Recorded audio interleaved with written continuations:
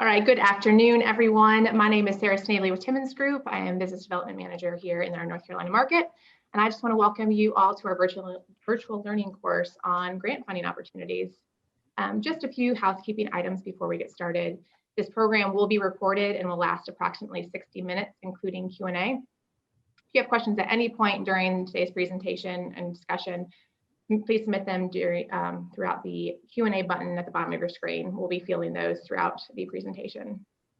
Also, if you please note, this presentation is worth 1 AIA learning unit. However, we're only going to be providing certificates of completion upon request. So if you do require an AIA submission or any other self-reporting credit, please fill out the certificate form on our website. I will place the link directly in the chat box for you to go to. If you just scroll down to the bottom of that page, you'll see a request certificate form. Fill that out and we'll get that over to you. If you have any questions or concerns or issues, please feel free to reach out to me directly. And now it is my pleasure to introduce our host for today's panel discussion. First off, we have Evan Stone, who serves as Vice President of Industrial Development for Carroll Industrial Development, a wholly owned subsidiary of the Carroll companies.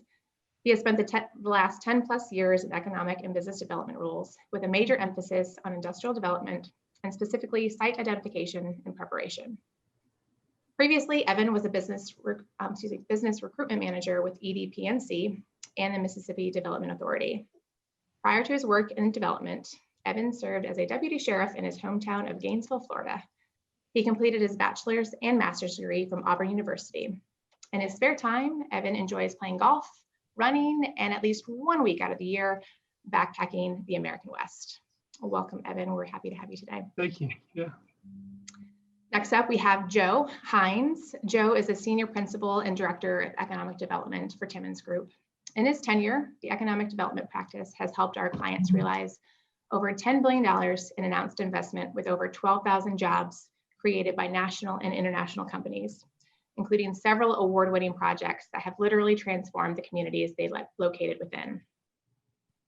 As a recognized expert in community infrastructure and site preparedness, Joe routinely presents at local, state, and regional organizations and various conferences on what it takes to be prospect ready, helping communities prepare for, recruit, and land their next project.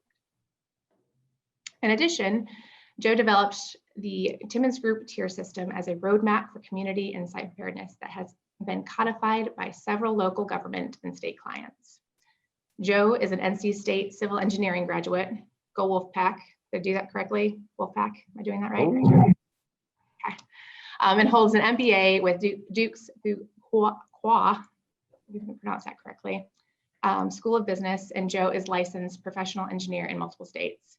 Currently serves on North Carolina State's Civil Construction and Environmental Engineering Advisory Board and recently served on the School Board of Visitors at Duke University. Joe? Thank you, Sarah. And yes, it's Fuqua School of Business and go Wolfpack. All right. Thank you all so much. As Sarah mentioned, my name is Joe Heinz. I'm the Principal and Director of Economic Development for Timmons Group, and I oversee our economic development practice company-wide, which includes working with their North Carolina economic development team of Blake Hall, Sarah Snavely, and Mike Solomon. I'll serve as your co-host today along with my good friend and colleague, Evan Stone from the Carroll companies. Evan, would you like to provide a brief overview of the Carroll companies for everyone? Sure, Joe, absolutely. Carroll companies starts about 40 years ago, around 1980. Roy Carroll and his dad built a one-off single-family home for some family friends and sort of rolled that into buying more lots and building more homes. And then eventually started getting into the multifamily sector, building apartment complexes, and that sort of snowballed. Today, the Carroll companies really is several different lines. It's the single family, the multifamily, storage division, and hotel division. We're about 300 employees today, $3.5 billion in asset. And so over time in acquiring land be it for multifamily, single family, and so on, the Carroll companies has acquired significant acreage east of Texas East, I like to say, with about a little under 1,000 in the Piedmont Triad region of North Carolina. And so because of that, the Carroll companies kept getting pulled into industrial development ventures as a land seller, developer, and so on. For example, the new Publix distribution center up east of Greensboro, and then now Ontex, which is going in South Rockingham County. And so because of that, Roy decided to go into the industrial development business as one of the lines under the Carroll companies. The Carroll companies being an umbrella for several different ventures, which is where Roy and I got connected. And so we are headlong into the industrial development world and prepping not only our land, but prospecting new land, and also working with end users on build to suit developments on land that they identify. So that's kind of the quick and dirty on Carroll Industrial Development as it sits under the Carroll companies. Okay, great, Evan. Well, I know you just recently went to work for them, and I know they're excited to have you on board with all your industrial experience. So thank you for that overview and being able to join us today. So for those of you who are not familiar with the Timmons Group story in North Carolina, about 10 years ago, we had less than 30 people total in North Carolina, spread across 3 offices in Raleigh, Greensboro, and Charlotte. As an NC State and a Duke grad, obviously this was very important to market to me personally and Timmons Group corporately. Since that time, we've experienced significant growth and now employ almost 200 North Carolina residents with offices in Elizabeth City, Raleigh, Greensboro, and Charlotte. We've also been lucky to be involved in some of the large key economic development projects across the state, including the Toyota Mazda pursuit for the Greensboro Randolph megasite in 2017, where Evan, John Gobb, and Garrett Wyckoff, who's not on this webinar but is listening in, and now we're on daily phone calls together trying to figure out how we could land this prospect from North Carolina.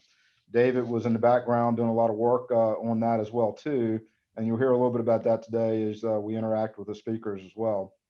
2019, we worked on the Duke Energy Miller Core site in Rockingham County under the Duke Site Readiness Program, which just announced the $450 million investment by Nestle Purina and will employ 300 people. And we're currently working with North Carolina Department of Commerce and John Harden on the North Carolina offshore wind study led by BBG Associates out of the UK. And we're teamed with Lloyd's Register out of London, the North Carolina Clean Energy Technology Center at NC State led by Steve Caland and Isaac Panzarella, and then the NC State Economic Development team led by Tom White.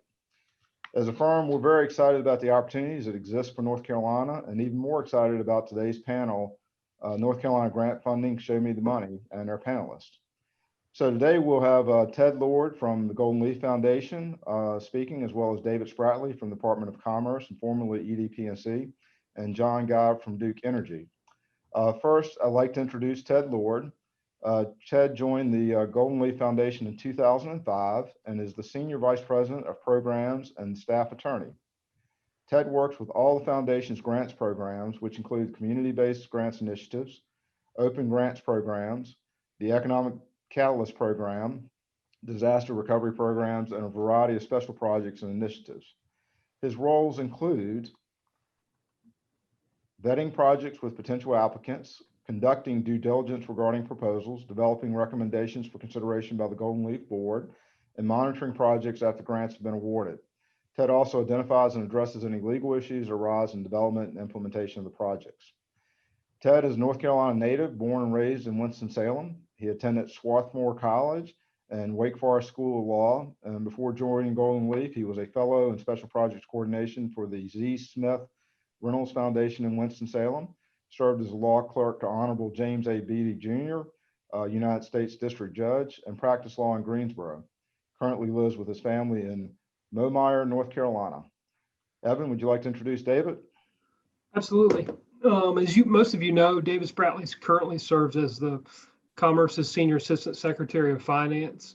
And prior to that, he served as the Vice President of Business Recruitment at the Economic Development Partnership in North Carolina. In his current role, if you all are familiar with Commerce, he oversees the Rural Economic Development Division, Commerce Finance Center, and manages the state's economic development incentive programs. To put it succinctly, if you have gotten an economic development incentive proposal probably over the last 10 plus years for any kind of infrastructure development or project development, David's fingerprints has probably been all over that. I don't know if he'll claim me, but I'll claim him. David's a good friend of mine and a mentor and been a great colleague. Prior to jumping to the public side, David spent time at KPMG on their credits, incentive site selection practice. He brings a wealth of knowledge. I think anyone that can tell you that worked on his business recruitment team at EDPNC, he's extremely knowledgeable and helpful when it comes together, putting together deals from particularly the tax side and the incentive side. So we're lucky to have David in North Carolina, and I'm glad that he can join us today. You're going to make me blush. That was over the top. Thanks, Evan. Thank you, Evan. Thank you, David. So last but not least, and ironically, I mentioned the Nestle Purina job earlier. John Gobb had a 1:30 meeting starting there, and he should be joining us hopefully anytime here to participate in this panel. But he had to kick off that meeting to get that project going. But probably not a lot of you need an introduction to John Gobb. He is the director of Duke Energy's North Carolina Economic Development Group, and he is responsible for new and expanding industrial and commercial business location in Duke Energy's Carolina service territory, and plays an integral role in the Duke Site Readiness program. John joined Duke in 1982. Wow, it's hard to believe. After graduating from UVA with a Bachelor of Science in Mechanical Engineering. He is a licensed professional engineer and a certified energy manager. And he served on numerous professional boards during his career and currently sits on the Rockingham County Economic Development Board and then Piedmont Triad Partnership Board as well. No doubt he is considered one of the best economic development professionals in the energy business, and we're lucky to have him in North Carolina and with Duke Energy. John and his wife Genevieve reside in Greensboro. They have 2 daughters who are currently attending college. And John is kind of a Mr. Do-It himself, do-it-all type of guy, but if you need to go to a clay shoot, and you need a ringer, take John Gobb with you. So now let's get started with the program. Ted, would you like to provide an overview of the Golden Leaf Foundation's mission and programs, and how y'all been doing since COVID hit? Sure, thanks, Joe. I appreciate the introduction and the opportunity to speak to folks today. So most of you are probably familiar with the Golden Leaf Foundation. We were formed in 1999 as part of the settlement agreement between the states and the tobacco companies. In North Carolina, the state originally directed 50% of those proceeds to the Golden Leaf Foundation, established us to promote economic development in rural and tobacco-dependent parts of the state. We still receive some funding from the state, though we don't receive that 50% of the master settlement agreement any longer. We do still work in rural, economically distressed areas and tobacco-dependent areas of the state primarily. We don't have a specific definition. Sometimes folks will ask us what counties or communities are eligible. We don't really have a definition or a map that we can show you, but we do work in those areas that will most benefit from our assistance. So that might range from, for example, working in some areas of Forsyth County that had some tobacco manufacturing history, and we might work in some areas even of tier 3 counties that are not overall distressed, but that might have some economically distressed communities within the county. So we have a variety of areas within which we will work. We also fund a variety of things. We're going to talk about infrastructure today, but we fund workforce preparedness, agriculture, scholarships, a variety of different kinds of programs here at the foundation. The infrastructure is one of our core activities. When we talk about infrastructure at Golden Leaf, like the Department of Commerce, we're looking for economic development outcomes. So sometimes we'll get calls from folks asking for us to help repair broken infrastructure or extend infrastructure into residential communities, those kinds of things. That's not what Golden Leaf does. We're looking for economic development strategies that are going to result in job creation, capital investments, the kind of outcomes you would expect from those sorts of projects. When we talk about job creation at Golden Leaf, we are looking primarily at industrial manufacturing, those sorts of jobs that are going to pay at or above the county average, include benefits. We place a lower priority on sales and service jobs. Our grants are made to 501c3 organizations, which are nonprofit organizations, oftentimes that in counties that might be the Economic Development Group, and also to governmental entities. So we work a lot with counties, local governments, commissions, those sorts of things. I'm going to talk about water and sewer primarily. We will do road infrastructure, and that's become a bigger issue for us over the last couple of months for reasons I think most of you all are familiar with. And then we can also fund electricities. If there are public utilities, we can do some of that work also. But water and sewer are the primary infrastructure grants that we make. I'm going to talk about the current grant programs that we have. We have 3 ongoing grant programs. We've also done some special initiatives. Some of you might be familiar with the Major Site Development Initiative that we did a few years ago, where we worked to extend water and sewer infrastructure to sites that were identified as being likely to attract economic development activity. So the Greensboro-Randolph site is one of those that we're extending sewer, and the city is extending water. City of Greensboro is extending water down to that site. The 2 programs I'm going to talk about first, our Open Grants Program and our Community-Based Grants Initiative, do not require specific job creation commitments from companies. So in these 2 programs, what we're looking for is a situation in which there is a piece of property, a site that is likely to identify or to attract a company that would locate and create jobs. So we don't have to have that company identified. We don't have to have a commitment from that company to create those jobs. And again, infrastructure is only one of the things that we fund out of these programs. So if you apply to us in either of these 2 programs, you will be competing with workforce development and other kinds of applications. What we look for when we're assessing these projects is the reasonable likelihood that a company is going to locate. An example of this might be down in Richmond County, for example. There was a site that it's rail served, it's got natural gas, it's adjacent to Duke Power. It's a very attractive economic development site. There weren't any companies that were actively considering it, but our board looked at that and said, well, that's a project that we think we can do. We think we're likely to see companies locate there. We made a grant to help extend utilities to that site, along with IDF. I think out of the Department of Commerce supported that project also. But that's an example of what we're looking for in these programs. The first program is what we call the Open Grants Program. It's available year-round. It's a 2-step application process. Begins with what we call a letter of inquiry, which is a very short form that you fill out and submit online. Tell us what you're thinking about doing, what the outcomes will be, what the budget is. We ask a few questions. Our board assesses whether they're interested in that project or not, and then if they are, they'll invite a full proposal. So it's an easy way to get a project in front of the board for their consideration. You don't have to put a lot of effort into it, into preparing the application at least, until you know that you're going to be invited for a full proposal. That's a limited program in that the maximum grant award out of that program is $200,000. So for a lot of infrastructure projects, that's not going to be a big contribution to the overall cost. So we don't fund as many infrastructure projects out of that, but it is something that we can do. The other program we have, and I should say that the Open Grants Program, if I didn't mention this, is open year-round. It's a rolling application process, so you can always apply in the Open Grants Program. The Community-Based Grants Initiative is a special project that we have, and we work each year in a different prosperity zone. This year, we're working in the Northwest. Actually, letters of inquiry are due next Thursday, the 22nd, from the Northwest. Next year, we'll be working in the West, and so on. This is a program where we make funds available in the prosperity zone. The county managers in each of the counties in the zones will prioritize projects, submit them to the foundation for our board to consider, and then our board will award grants of up to $1.5 million in each of the counties. Not every county is going to get funding.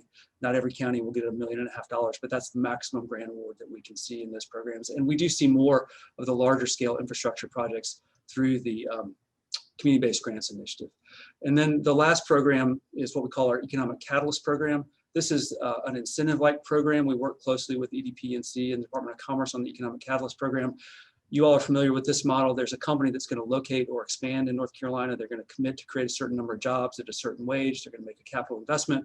And then our board will make a grant, again, to a local government or a nonprofit organization to extend public water or sewer with the requirement that the company commit to create those jobs. We work on these projects in close coordination with EDP&C and the Department of Commerce.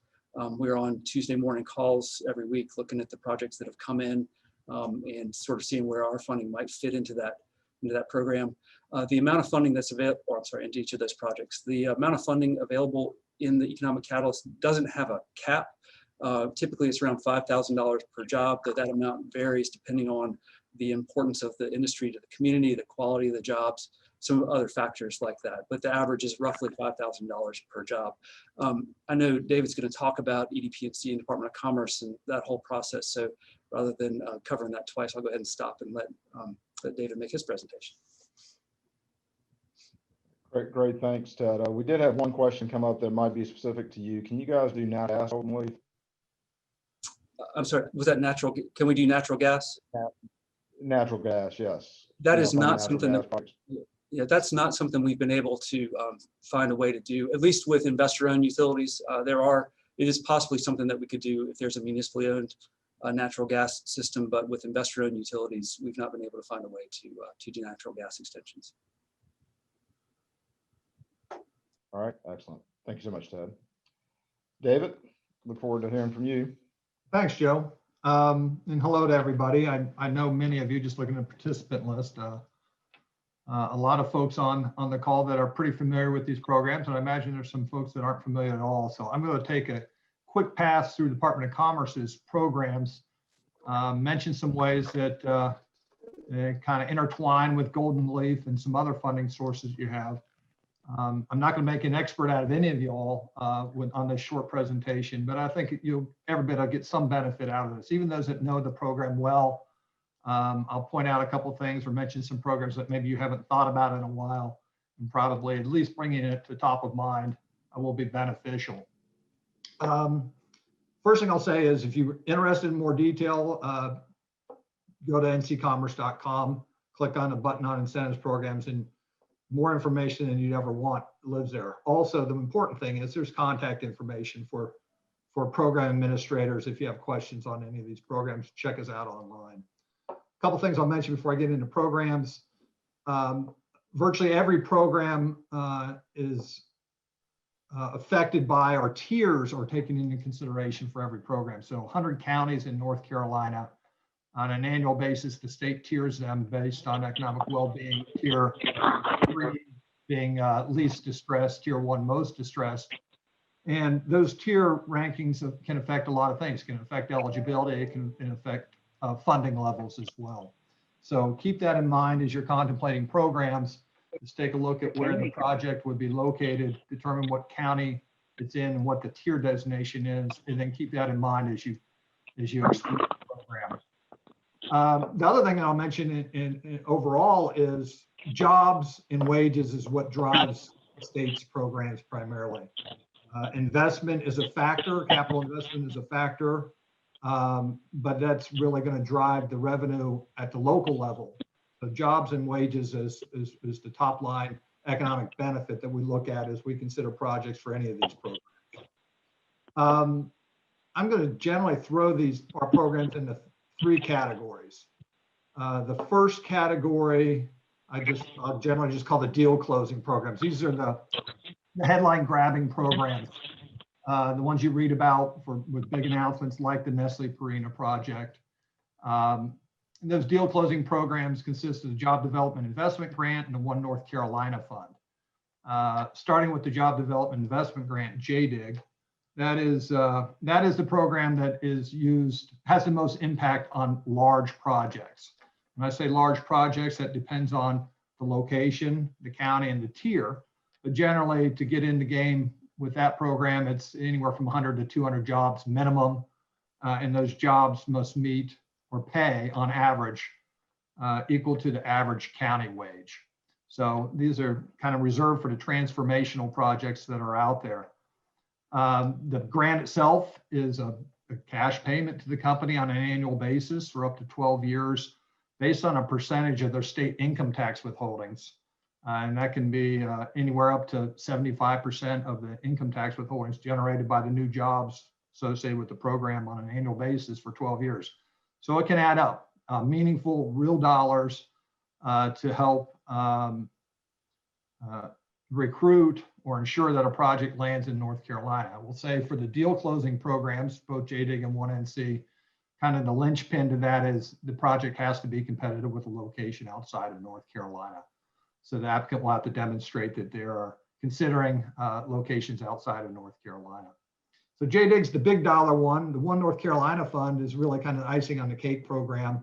It tends to fund anywhere from $1,000 to $3,000 per job based on the tier and the quality of the jobs. It's not purely formulaic, but that's a good rule of thumb. It's really a program that will kind of help seal the deal at the very end of it. Again, that program must be competitive. And there is a tier requirement there. We fund projects in tier 1 and 2 counties only for the One North Carolina Fund, with some rare exceptions in tier 3 if it's located in a rural census tract. So those are the two kind of programs you hear about the most. Now, probably more interesting for a lot of folks is let's talk about the second set of programs, the bucket of programs. And those are the programs that you have to have a fish on a hook, meaning have a client or a company that's going to commit to jobs. But it's really to support primarily infrastructure or site/property development. So as Ted mentioned, we have a number of programs that dovetail nicely with Golden Leaf, and I'll mention them quickly around public infrastructure support. So Cdbg, Community Development Block Grant. It's a program funded with HUD or federal dollars from Housing and Urban Development. Been around since the dawn of time. Can fund, and all these programs can fund water, sewer, natural gas, rail and road. We primarily do water and sewer, but those are all eligible expenditures. The Cdbg is the highest dollar amount program. You can get the most dollars out of that program to support infrastructure, but along with it goes the most strings. Federal funding that has a lot of federal strings attached to that. It takes time. It takes someone to administer that program. It's an underutilized program in my mind. I think people are scared of it. But if you've got the time to carry out Cdbg infrastructure, you can get more money, sometimes significantly more money if you tap into that program. That program is available to all but the 23 basically largest municipalities in the state, and to every county with the exception of Wake and Cumberland. So the federal government gives money directly to the largest cities in those 2 counties, so they're not eligible. Everybody else is eligible. All right, so that's Cdbg. The second program from Public Infrastructure is Rural Economic Infrastructure Program. This one maxes out at $5,000 per job, and it funds the same type of eligible activity as Cdbg. This is available in tier 1, 2, and rural census tracts. So again, tier comes into play here.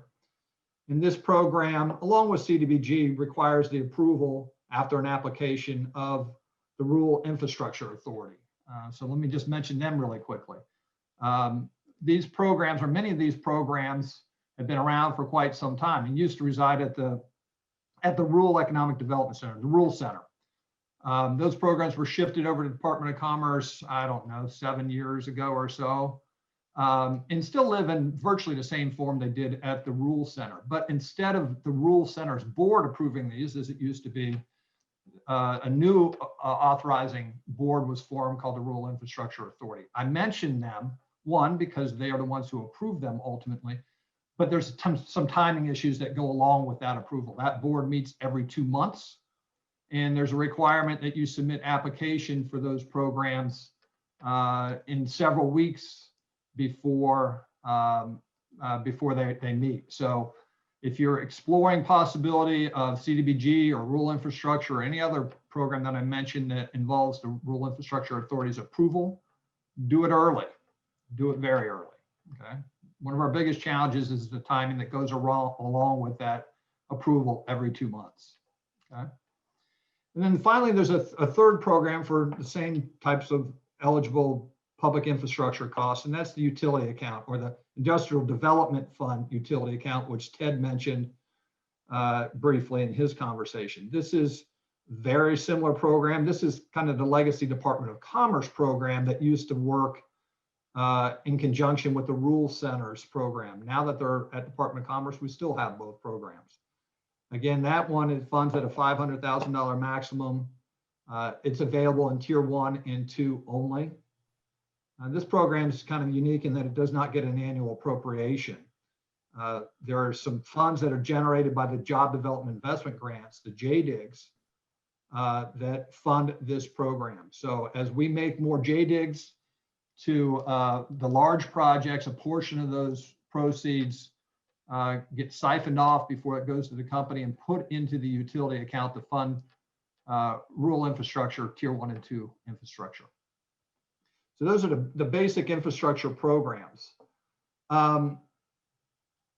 I'm going to wait and touch on one last program that fits in that you need a fish on the hook category in a second. Let me talk about speculative programs. That would be the third bucket. You know, what programs are out there to speculatively develop land or sites or properties to prepare for economic development opportunities out there? The short answer is not much. Unfortunately, we do not have much in the state, and there's been talk for eons, and there continues to be talk about a need for that, but we haven't seen that materialize, meaning dollars that can go out and help either prepare land, provide infrastructure to, or pre-develop buildings or sites in preparation of economic development opportunities. There is one exception, and that is the utility account that I just spoke to. Technically, it can be done, or used rather, for speculative water, sewer, public infrastructure improvements to serve a site that could be reasonably expected to create jobs in the future. So that program is used to provide water, public water, sewer, some cases, roads, into industrial parks and other properties that are being developed for primarily and almost exclusively for industrial applications. So I mentioned that because that program exists for both projects that have fish on the hook and speculatively. Quite frankly, not many people ask for funding from that program for speculative projects. It's kind of limited on the amount of money that we have. But I guess one thing I would point out, especially to the local economic developers that are out there, is don't forget that if you have a need speculatively, that program exists. You're not going to get funded if you don't ask. Now, if you ask, you may not get funded, but we do fund a number of speculative infrastructure programs or projects rather throughout the year. So keep that in mind. As Ted mentioned, we actually use that program to fund the major site development initiative that Golden Leaf funded as well a couple years ago, and we may end up doing another round of that in the not too distant future. You know, stay tuned. And then finally, the last program I want to mention probably has become the most utilized program in the state. And there are actually two separate programs that do virtually the same thing. And that's a building reuse program, a program that provides dollars through a unit of local government, but directly to fund the improvements to industrial buildings. And there's, as I mentioned, two programs to do that. First is the same Cdbg program I mentioned a minute ago, has all the same federal strings. It also can fund at a much higher level, up to $750,000 per building to go into eligible upfit costs of that building to prepare it for a client that's going to commit to jobs. The Cdbg program can be used for buildings that have been vacant for buildings that have been vacant and buildings that are occupied by a current industrial employer who's going to expand and create additional jobs. So it doesn't have to be vacant to use that program. The second program that does virtually the same thing is the Rural Building Reuse Program. It can fund up to $500,000 per building. The difference is for that program, the facility must have been vacant. It cannot be occupied and be under operation at the time of application. But if there's a building out there that has a client interested in it that will be willing to commit to creating jobs, you can put up to $500,000 into the upfit of that building to prepare it for that activity and that job creation. Okay.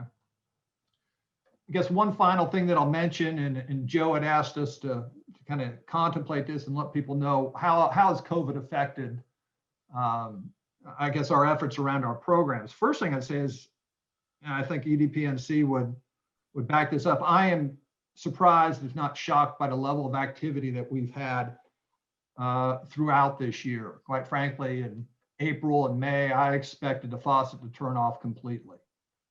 It's been surprisingly robust, not to the level it was last year or the year prior, but it hasn't fallen off nearly as much as I thought it would. There have been some adjustments that we've needed to make in recognition of the impacts of COVID on our existing grantees. For instance, folks who had job development investment grants that they made commitments for last year or 5 years ago or 10 years ago. Had no way of foreseeing this. None of us did. And we've made some allowances on the compliance side of things to buy them some time to meet their job commitments. So we've made some adjustments to our programs in recognition of COVID, but quite frankly, business activity has been surprisingly robust.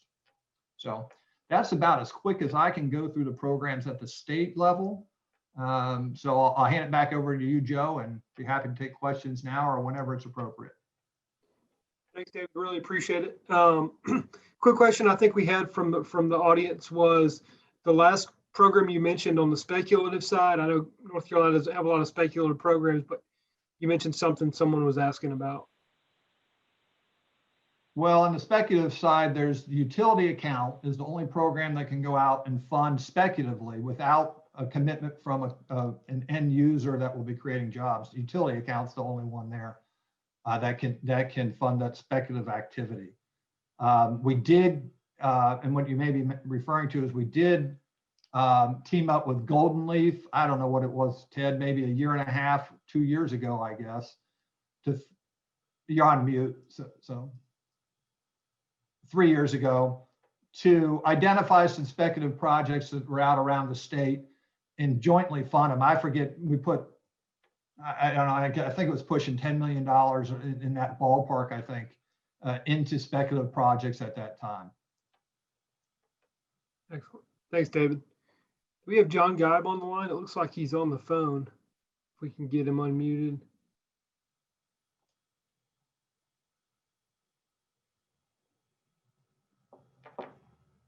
John, you there? Yeah, trying to unmute him.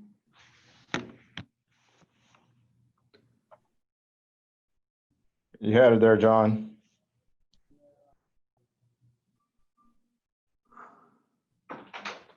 There we go. Hey, John, do we have you? John Gobb was getting things kicked off at Purina today. I don't know. Looks like he called in, but we don't have him on the line.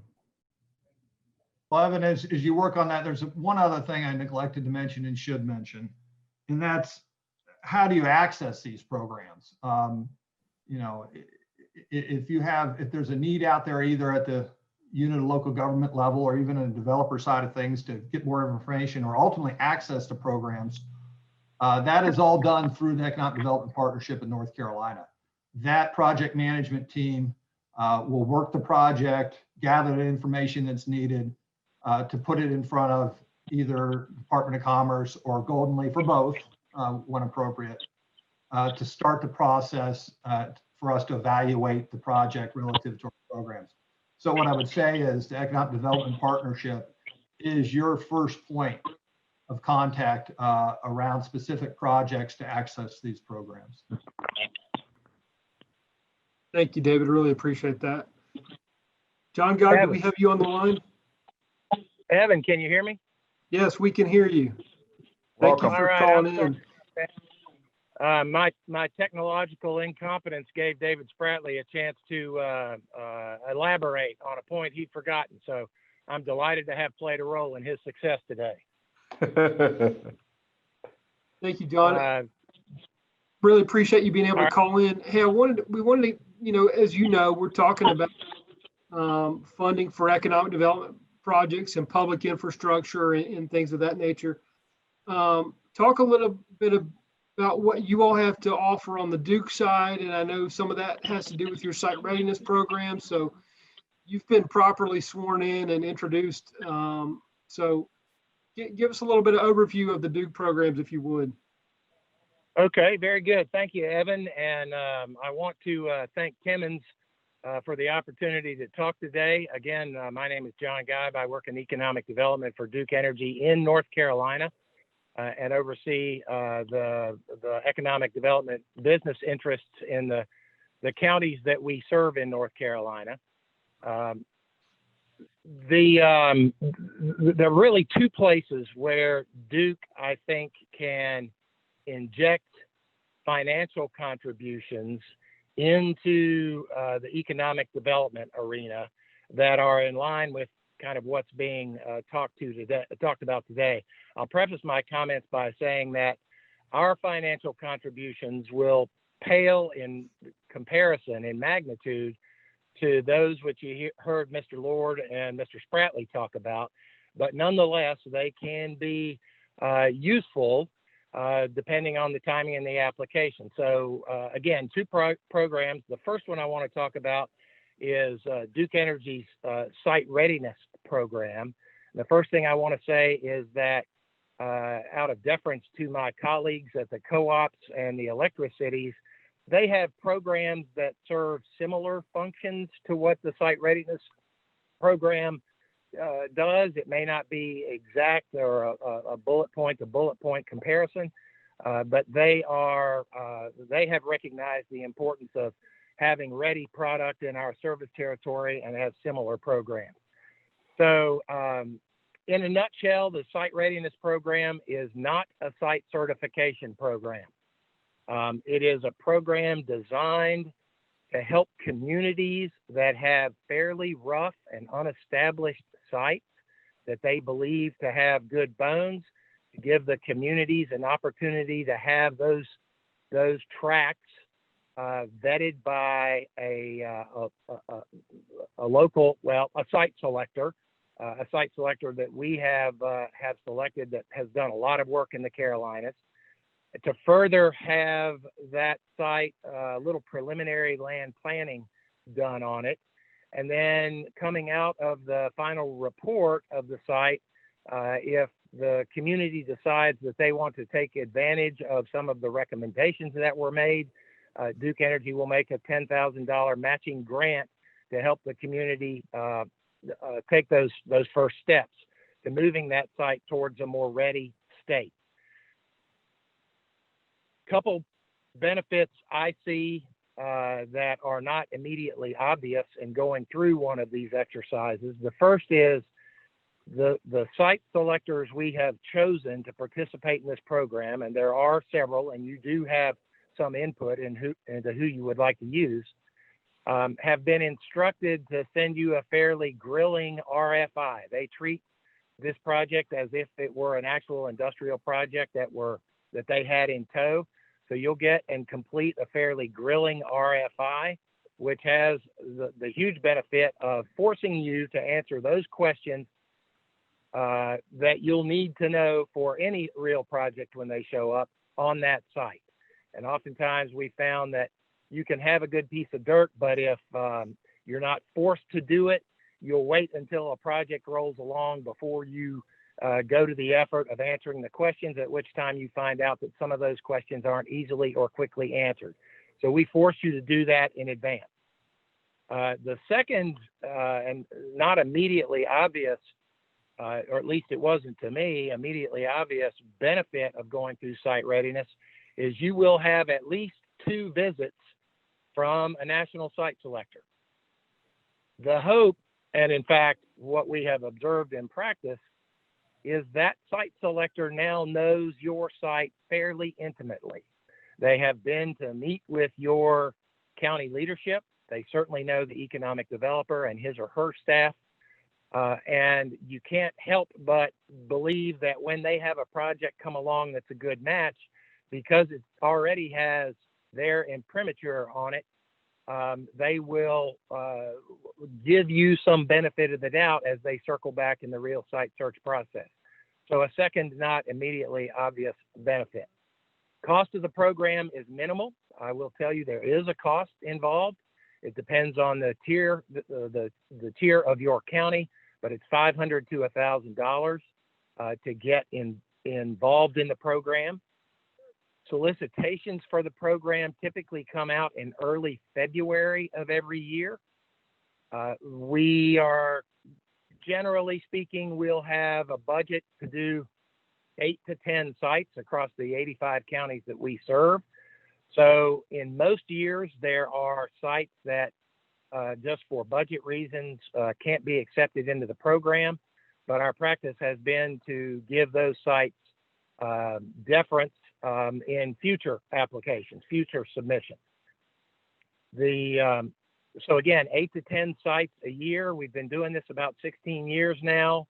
We have vetted about 250 sites in North Carolina and brought them up the learning curve for site preparation. Of those 250 or so sites, and the number may be greater now, so don't quote me on that, we've landed between 40 and 45 projects, billions of dollars of capital investment, and a significant amount of employment. I have the pleasure right now to be calling you from the Miller Brewing site, the former Miller Brewing site in Eden, North Carolina, where I've just met with a team of transmission engineers looking to modify a substation for a new tenant that announced last week that they were buying this site. Nestle Purina is going to be taking over the facility, and in a couple years we'll be making pet food here. I share all this with you to let you know and to brag a little bit that last year Miller Brewing was a site readiness site. I'm not going to take credit for the Nestle victory because we did site readiness up here, but I think if you were talking to the folks in Rockingham County, the level of preparedness that they had going into the conversations, the battle with Nestle Purina was in no small part benefited from the level of their preparation, the conversations they'd had with the owners that were forced by the site readiness program. So a real victory, and we're feeling particularly good about site readiness right now. That's about all I'm going to say about site readiness until the Q&A. I will offer one more program that Duke has instituted around 2000 that offers, it's our Carolinas Investment Grant Fund. It offers grants ranging from $5,000 to $100,000 to augment county incentive packages in the recruitment of projects. There are some financial criteria that have to be met before we can offer those grants, but I think you will find that comparatively speaking, those are fairly low hurdles to climb. I will say, I heard David mention speculative investment. Anybody who's familiar with the operation of an electric power company knows that speculation or speculative investment is rather antithetical to the way we do business. So CIF and site readiness, to the extent that Duke speculates on counties, on sites, and on projects, those two programs comprise the totality of our speculative investment. So before you chastise Duke Energy or electricities or the electric co-ops for their unwillingness to do speculative investment, remember it's not necessarily in their company speculations, not necessarily and justifiably not in their vocabulary. So Joe, that pretty much covers my initial comments. I'm happy to hang on here and answer any questions that others might have. No, Thank John. you again for the opportunity. Oh, go ahead. Yeah, no, great, John. Glad you could join us. Actually, we did have one question come up from Brad Hufford. He basically asked, are communities where Duke is wholesale power provider, i.e. electricity's communities, able to apply for the Duke Site Readiness Program as well? And that's a real good question because there is a lot of overlap in a lot of areas. All we ask is that Duke have the right to compete for service on the site. So that's both a yes and a no to the answer. If the site is exclusively served by the city, then it won't pass muster to get a site readiness application approved. However, if it's a site that is competitive between Duke and the city or competitive between Duke and the local electric cooperative, that's all we ask is the opportunity to compete. And we have done several site readiness evaluations on sites thusly situated. Okay, great. Thanks, John. So Ted, I wanted to questions, yeah, Evan, yeah, I think you might have had some questions come up. Yeah, just a couple. Ted, I wanted to circle back to you really quickly. I know one of the things, so maybe this is true of all the funding partners, but particularly Golden Leaf, and I think it may be helpful for people to understand that are on the line. You all have been sort of in the approach typically in the past of, hey, we want to be one of the first people to know about the project, but we may not get involved till the very end, till everything sort of shakes out. Maybe talk a little bit about how folks should engage you all, and if that's sort of the model that you all follow, and maybe give some color around that. Yeah, I'd be happy to. Thanks. So generally what we encourage folks to do is just to reach out to us at the foundation, and we'll guide them through the process, because it varies a little bit depending on the program that they're working through. So for example, if they have a project that's appropriate for the open grants or the community-based grants initiative, that's something that we'll handle here at the foundation exclusively, and we'll sort of talk through the process and priorities and how to go about applying and so forth. If it's a project that's likely to work through the Economic Catalyst program, that's the incentive-like program that we collaborate with Department of Commerce and others on. We encourage them to work through EDP&C so that, as David mentioned, we get a kind of a comprehensive picture of what the project looks like, and we engage in those conversations, and each of the funders looks and sees, does this fit our program or another program, and how can we participate? But by and large, we just ask folks to just give us a call, and we'll give them guidance. You are right that if a project is already committed, for example, in an Economic Catalyst program, and they reach out to us after it's already committed, that's going to be a challenge. It will no longer be, we don't require it to be competitive out of state, but we require the project be at risk if Golden Leaf funding is not involved. So once they've already made the announcement, you're out of luck on the Economic Catalyst program. So we do ask that people reach out to us before they get too far down the road. We do coordinate, though, our announcements and our awards with the Department of Commerce. We understand that sometimes the state schedule drives the announcements, and we have ways to handle all of those intricacies, and I'm happy to tell people about that on a one-to-one basis. Does that answer the question? Yeah, no, I think that's really helpful. David, I wanted to go back to you. You mentioned a little bit about building a reuse, and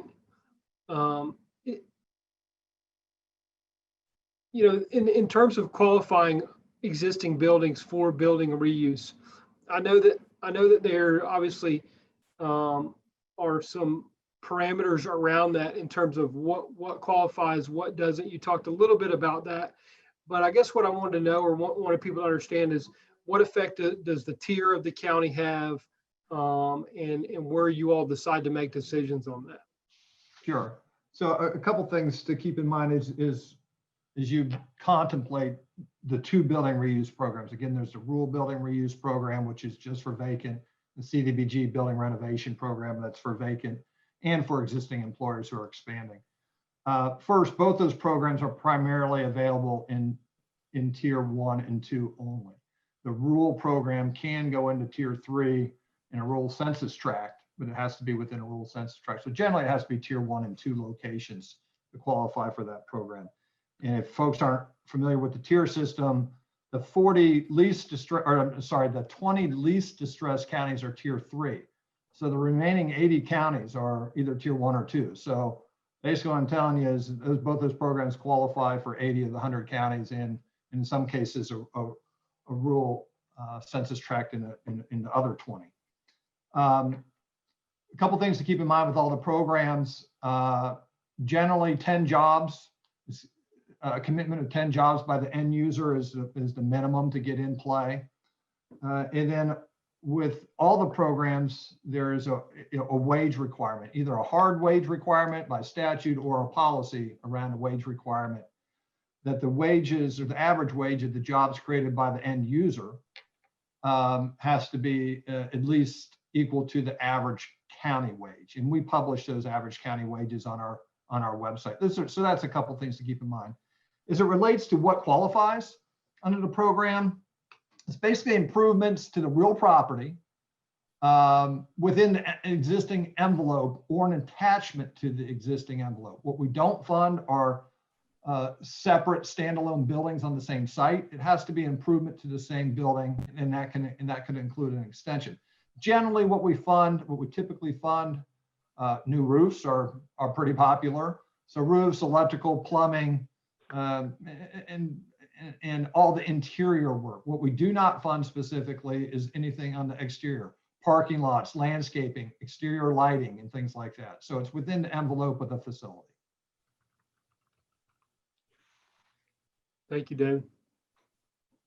All right, thank you so much, David. There are a few other questions that looks like we're out of time, but there are a few other questions that we'll send around to the panelists and get them to answer directly. Real quick, Ted, John, and David, as far as the programs are concerned, are y'all the appropriate contacts within each of your organizations for anybody on the webinar who would like to get in touch with you and ask more questions?